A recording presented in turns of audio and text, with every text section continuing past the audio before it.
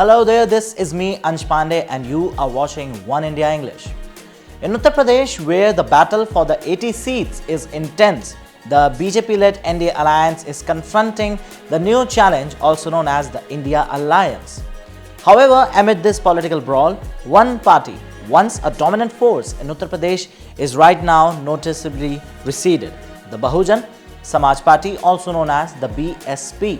Surprisingly, a political party which gave India's political tycoons like Kashiram and Mayawati is right now nowhere to be seen.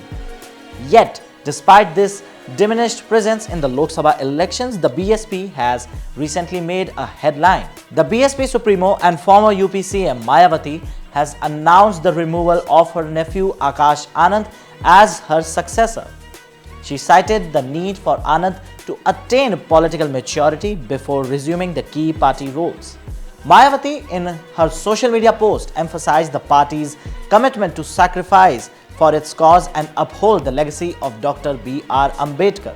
She states, and we quote, "It is a known fact that BSP, besides being a party, is also a movement for self-respect and self-esteem of Baba Saheb Dr. Bhimrao Ambedkar and social change for which Shri Kashi Ramji and I have dedicated our entire lives, and a new generation is also being prepared to give it momentum.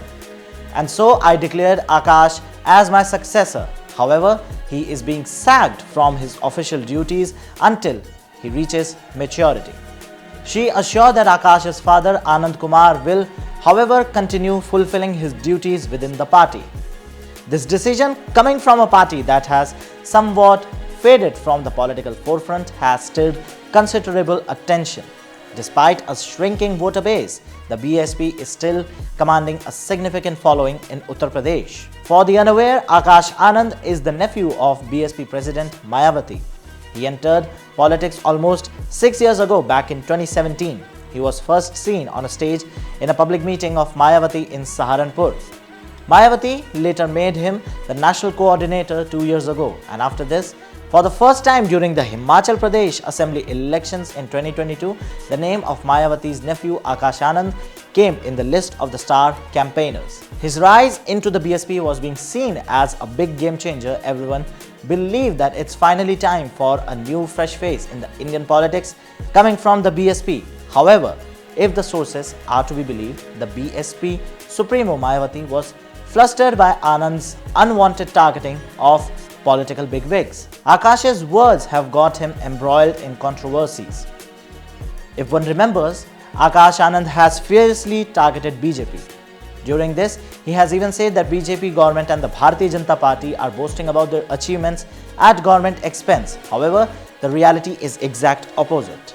He further stated that the temple, which has been built after the order of Supreme Court and public money, has been invested in it. So what the BJP has done for the temple?